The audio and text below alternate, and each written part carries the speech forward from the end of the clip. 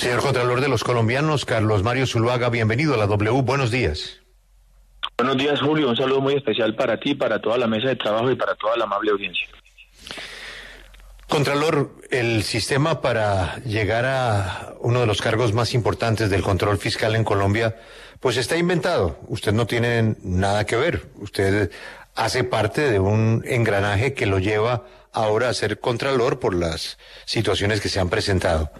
Pero, Contralor, ¿no será que alguien se animará a cambiar el sistema de elección de Contralor para que no tenga ese perverso engranaje con los políticos que precisamente el Contralor debería cuidar?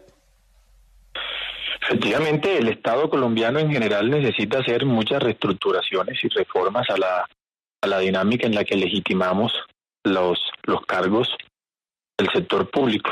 Ha existido siempre una discusión amplia sobre la reestructuración que deben tener las Contralorías. Fíjense que arrancando este periodo legislativo se habló de la reestructuración de la Contraloría, de los tribunales de cuentas. Es una discusión de nunca acabar. Hemos cambiado en varias oportunidades el mecanismo de elección, pero hasta hoy este es el que está vigente, el que existe, y bueno, hay que acogerse a lo que la norma tiene como vigente y dispuesto, y hoy esta es nuestra realidad. Quiero que nos remitamos a algunas de los hallazgos que ustedes han hecho en los últimos días. Uno de ellos lo revelaron ayer y es acerca de la USPEC, donde encontraron irregularidades por más de 28.000 millones de pesos en un contrato que hicieron con FONADE, supuestamente para la mejora de cárceles, pero pues esto no se ha visto. ¿Qué detalles adicionales conoce frente a este caso, Contralor? Mire, nosotros estamos cerrando, Luisa, que estamos cerrando 343 hallazgos fiscales sin haber concluido el cierre de la auditoría del primer semestre por un valor de 1.141 billones de pesos. En este hallazgo específico o hallazgos específicos de la USPED hay 83 hallazgos administrativos y hay desafortunadamente 24.000 millones de pesos en hallazgos fiscales en un contrato suscrito o convenio entre FONADE y la USPED. Este contrato era para la construcción y mantenimiento, ampliación de cárceles y para elaborar el plan maestro de infraestructura en materia penal y penitenciaria. Y fíjense que de estos 384.000 millones de pesos ya hay 24.000 millones de pesos identificados por la Contraloría que hoy se constituyen como de presunto detrimento patrimonial. La Contraloría descubrió en este contrato, que tiene además una vigencia de 6 años, que muchas de las obras no han llegado ni siquiera al 60% de ejecución. Y hay otras obras que, si bien ya fueron entregadas desde hace 2 años, no se han podido poner en funcionamiento por falta, por ejemplo, de servicios públicos como la cárcel de Cartagena y de Palmira. Y le doy un dato interesante que no hemos publicado y es un riesgo que advertimos con la cárcel de Magdalena.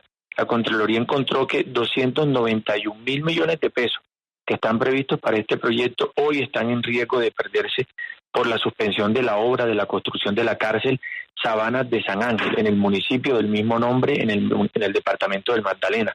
La meta de esta cárcel era abrir casi 2.000 cupos para la población carcelaria. ¿Y cuáles son los riesgos que hemos identificado? Aparte de una mala planeación en los diseños y estudios, que hay un posible incumplimiento del plazo para la entrega de la obra, que se quedan sin entregar casi de 2.000 cupos o 1.974 que fueron los establecidos en el contrato, y que se necesitan más recursos de los estipulados para terminar esta obra. Es decir, hay un riesgo que advierte hoy la Contraloría, no solamente para la entrega de esta cárcel, sino para los recursos que se requieren para terminar en el departamento del Magdalena. Sí, Contralor, yo quiero que hablemos de varios cuestionamientos que hay sobre usted que hizo el ex jefe de despacho de la Contraloría, Ricardo Zuluaga, cuando renunció. Él, entre otras cosas, nos dijo acá en la W que se iba por diferencias irreconciliables con usted porque su criterio politiquero estaba manejando la Contraloría, pero además fue más allá y también dijo que usted no tenía mérito ni ninguna formación relevante, que era licenciado de la Universidad del Atlántico, pero tenía un título de una organización muy oscura a la que cerraron por traficar títulos y que además en la Contraloría pues estaba básicamente trabajando sin tener la experiencia ni el mérito, que le había entregado 2 contratos a la excontralora Sandra Morelli para pagarle o devolverle un favor, y que además había conformado un grupito de amigos con el que se la pasaban de viaje, se montaban al avión de la Contraloría, pero que no iban a trabajar. ¿Usted qué responde ante todos esos cuestionamientos? Pues son bastantes cuestionamientos. Quiero decirles que yo he puesto ese caso en manos de mi abogado. Ya se instauró una denuncia penal contra el doctor Ricardo Zuluaga, que lamentablemente fue una persona que salió de la entidad por pérdida de confianza, como en ese momento se expresó. Yo llevo 19 años de servicio público en todos los cargos que he ocupado. He tenido afortunadamente un desempeño y un cumplimiento de metas. Estudié Derecho porque quería estudiar, porque estaba en el sector público. Lo hice con la profunda convicción de mejorar mis conocimientos y mis capacidades. En este momento, todos esos casos y cuestionamientos están en manos de la Fiscalía por la denuncia que presentó mi abogado.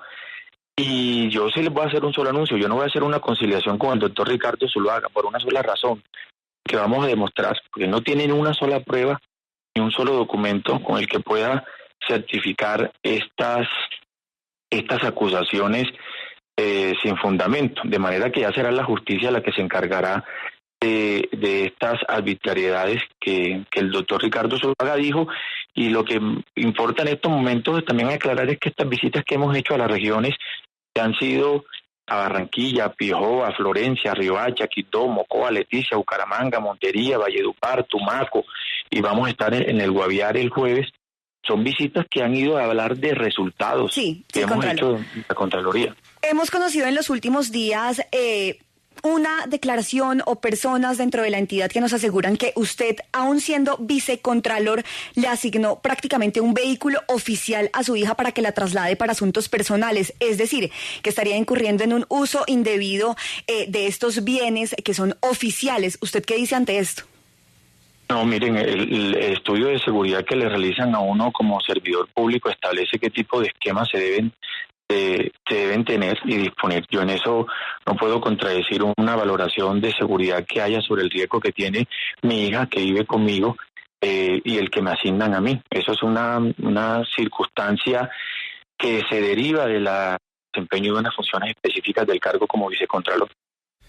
Señor Contralor, también se ha hablado mucho de las cuotas políticas de algunos congresistas en la Contraloría General de la República, y cuando usted llegó como vicecontralor se habló mucho de su relación con el hoy presidente del Partido Conservador, Efraín Cepeda. ¿Cuál es la realidad de su relación con el senador Cepeda? Lo primero que tengo que aclarar es que la llegada mía a la Contraloría General de la República ha sido por una invitación directa que en su momento me realizó mi amigo y en ese momento Contralor Carlos Hernán Rodríguez Becerra, con quien tengo una profunda, cercana amistad que ha permitido que durante ese periodo reconozcamos las capacidades profesionales que cada uno tiene, y hoy quiero agradecer esa invitación que él me ha hecho y estoy en la Contraloría con esas circunstancias específicas. En 19 años de servicio público me permiten a uno no solamente conocer o tener algún contacto con partidos, con bancadas, sino también con academia, con amigos y con mucha gente. Es decir, en 19 años de servicio público es imposible no tener conocimiento, reconocimiento con personas que están en la vida pública. Señor Contralor, cuando usted estuvo en la Organización de Estados Iberoamericanos, ¿contrató a recomendados políticos? No. ¿No hizo contratos que favorecieran, por ejemplo, a la Procuradora Margarita Cabello? No, mire, usted puede revisar la página web del organismo donde trabajé y están publicadas. Esas contrataciones se hicieron por convocatoria pública y generalmente todas las personas que fueron contratadas cumplieron el perfil y las condiciones que se requerían para desempeñar las funciones para las que se necesitaban en un momento específico. Siendo usted el director de la Organización de Estados Iberoamericanos para Colombia, usted no firmó un sinnúmero de contratos con distintas entidades del orden nacional que hoy lo obligarían a declararse impedido como Contralor General de la República para hacer investigaciones o para adelantar indagaciones sobre esos organismos o sobre esas entidades? Mi impedimento lo presenté al momento de llegar a la Contraloría. Lo primero que hice fue publicado en la página web y fue expuesto en el Consejo o en el Comité Directivo. Y la OEI durante 34 años, no en los 2 años que yo estuve, durante 34 años la OEI eso es lo que ha hecho, porque es un organismo que crearon para coadyuvar a los gobiernos, no solamente en Colombia, sino en más de 22 países en todo Iberoamérica, claro, para desarrollar convenios y ayudar a la gestión de los... Pero es que usted terminó de desarrollo como director de la OEI gestionando ante muchos organismos del Estado. Yo quiero saber entonces, esos impedimentos, ¿qué límites tienen? Porque si usted firmó desde contratos con el Ministerio del Deporte, pasando por la Procuraduría, como le digo, hasta con distintos órganos territoriales, departamentos, municipios, ¿usted está impedido para trabajar sobre cuántas entidades del orden nacional, departamental, municipal? Miren, lo primero que hay que aclarar es que las indagaciones, las auditorías las llevan son los contralores delegados.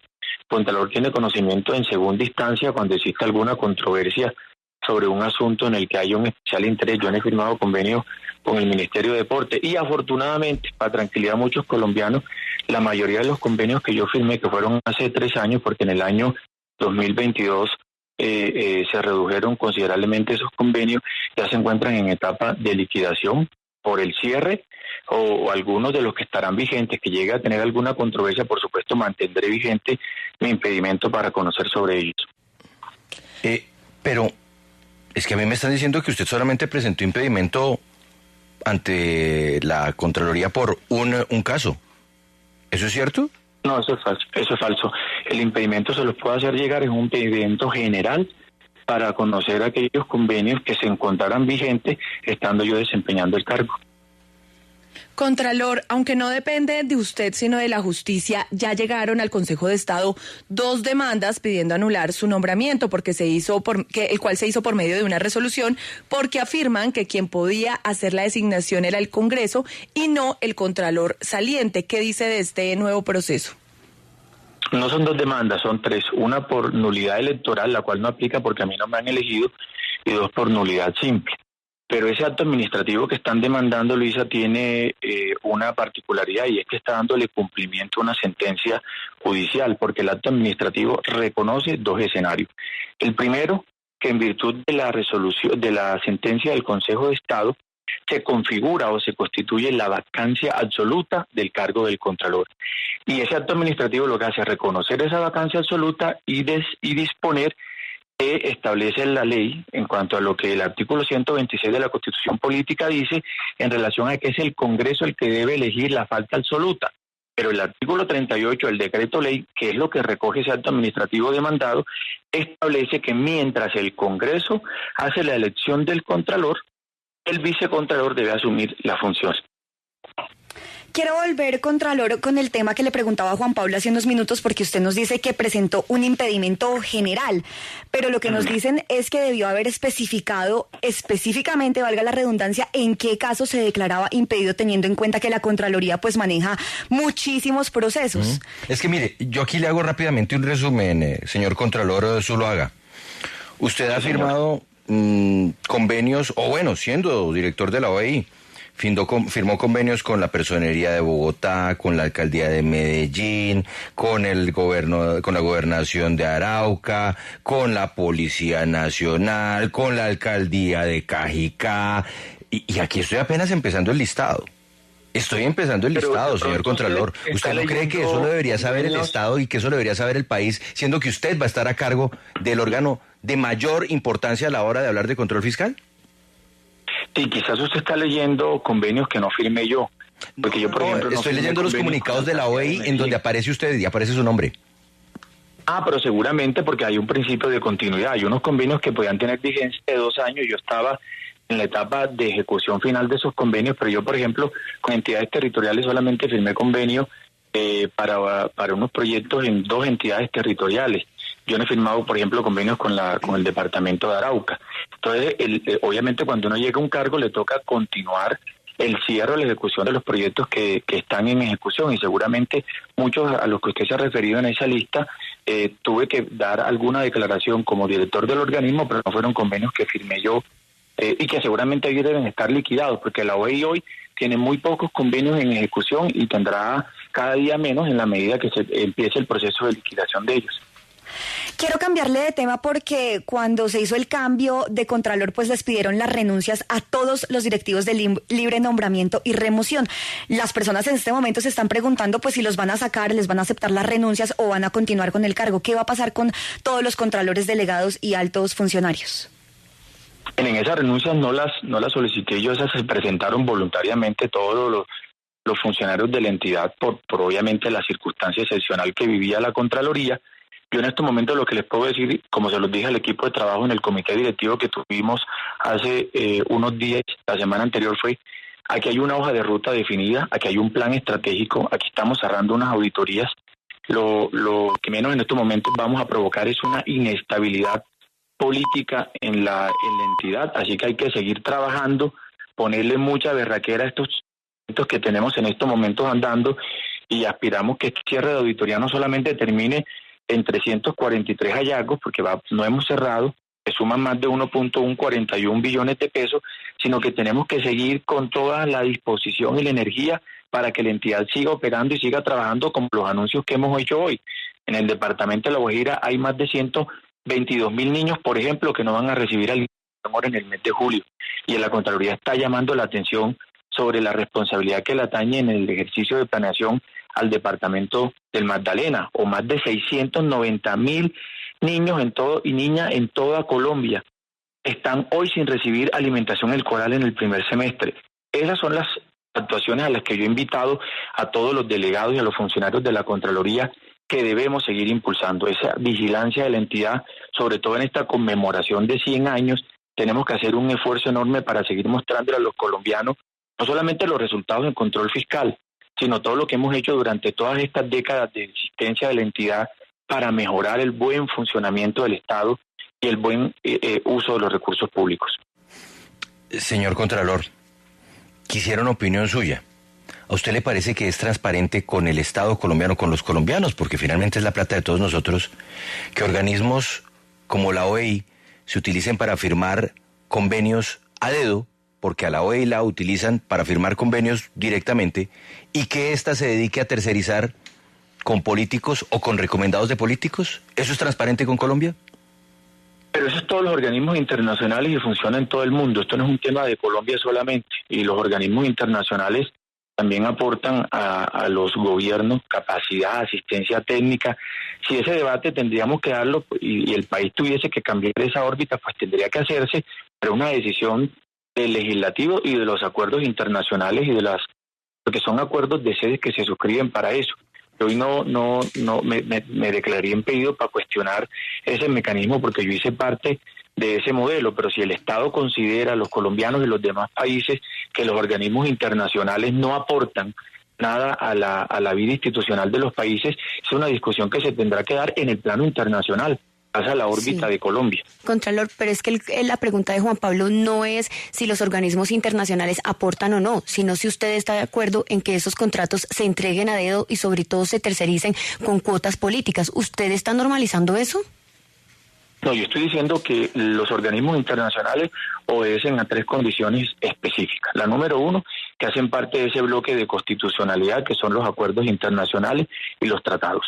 2, que tienen un marco jurídico que se encuentra también dentro de la ley de contratación, en el caso de Colombia, la ley 80 o la ley específica que se pide para cada organismo para que se establezcan los mecanismos en que deben llevar las contrataciones para ser mucho más ágiles en los procesos de ejecución de algunos proyectos, como por ejemplo en los casos de emergencia, cuando actúan la Cruz Roja, o en los casos de emergencia educativa, como la OEI cuando actúa en las olas invernales que se destruyen colegios y tiene unos mecanismos de contratación distintos. Eso son herramientas que le entrega la ley. Ahí no se ha hecho nada que esté por fuera del ordenamiento jurídico vigente. Señor Contralor, quiero que hablemos sobre el tema Reficar, porque hace unos días conocimos el fallo de la Cámara de Comercio Internacional en el que se le ordena a la firma contratista de ese proyecto CBI a pagar cerca de $1.000 millones por los sobrecostos en la construcción de la refinería. A raíz de ese fallo, pues algunos miembros de la Junta de Reficar, antiguos miembros como Javier Gutiérrez, Reyes Reynoso, Orlando Cabrales, han pedido que se revoque la medida de responsabilidad fiscal que se impuso contra ellos por 2.9 billones de pesos. Contralor, ¿eso va a suceder?